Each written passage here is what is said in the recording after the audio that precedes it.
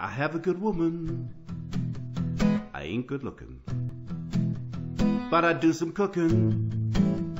I'm the old fat guy. So use that oven if you want some lovin'. Be like the old fat guy.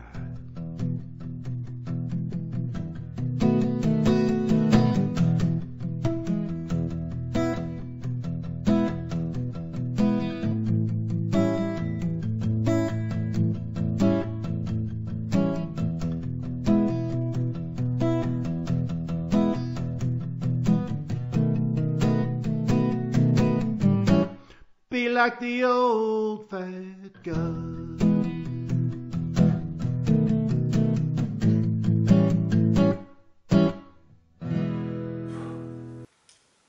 Welcome to the latest edition of You Can Make It with the Old Fat Guy. Today I'm going to make something I really enjoy, back bacon. Now, here in Canada we call it back bacon, but if you live in the US you call it Canadian bacon. I think they do it just to confuse us. What it is, it's loin of pork cured and smoked to make bacon. So if you're in the US, I'm making Canadian bacon. If you're in Canada, I'm making back bacon. Back bacon isn't that hard to make. It's a lot of steps over a period of time, but none of them are hard. The one thing it does have that's a little unusual is an ingredient called curing salts. These curing salts can be known as Prog Powder No. 1 or Instacure No. 1.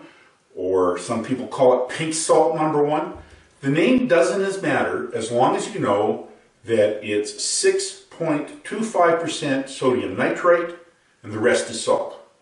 So if you get something that's 96.75% salt and 6.25% sodium nitrite, you can use it as your curing salts. Now what curing salts do is they give the bacon that nice flavor you get, that nice salty flavor, and they keep it pink. Now, too much curing salts is bad for you and can make you sick. But not enough has another problem. If you don't put enough in, what curing salts also do is inhibit bacterial growth in the meat. And so we're going to be cooking our meat slowly for a long period of time and aging it for a long period of time in a cure mix. It's important that you put sodium nitrites in to inhibit the bacterial growth. So you've got to use exactly the right amount of sodium nitrite for the weight of meat you're using. If you use too little, then you'll find that the meat might go bad while you're curing or smoking it. If you use too much, it could make you sick. The magic formula I use is 3 grams for a kilogram of pork. Or for you people who are metrically challenged, that would be 0.045 ounces per pound of pork. We'll get into that more in the recipe. But for now, let's take the first ingredient of all our recipes, which is copious quantities of wine taken internally, and enjoy that ingredient.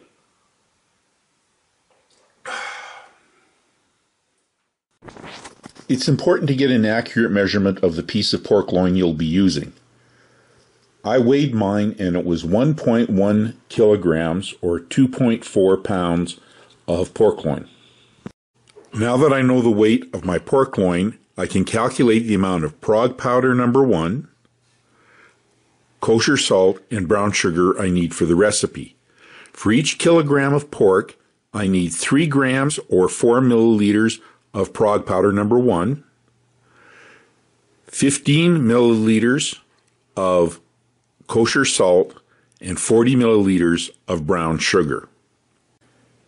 If you don't do metric, you need the following per pound of pork: 0.045 ounces, or 1/5 of a teaspoon of Prog Powder 1, 1.5 teaspoons of kosher salt, and 1 tablespoon of brown sugar. Measure the amounts and mix the 3 ingredients together. Put the meat on a plate or tray so that any of the curing salt mixture you put on it will fall onto the plate or tray.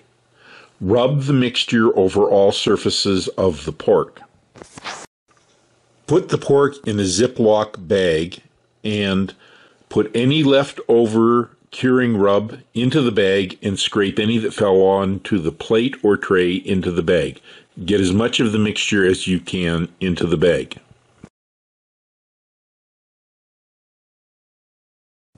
Seal the bag and put it in a refrigerator for 10 days, turning it every other day and rubbing the bag to put the mixture into the meat. After 10 days, take the meat out of the bag, rinse it off under running water, and let it soak in water for 40 minutes, changing the water once.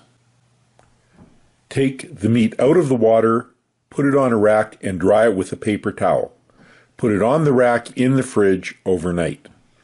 The next day, I made sure the surface of the meat was dry and put it in a 180-degree Fahrenheit smoker over hickory smoke. I covered the meat and put it in the refrigerator for 2 days. This allows the smoke flavor to work its way through the meat. Then I took it out and started to slice it up for storage. I measured the bacon into half-pound portions and sealed it in vacuum bags ready to freeze. I fried some for tasting.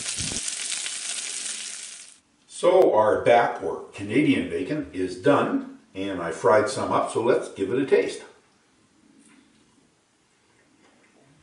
The nice, sweet, salty taste of back bacon, nice texture, just perfect. And you can make it. When dinner time gets near, and your wife has made it clear, it's your turn to cook, my dear. You have no need to fear.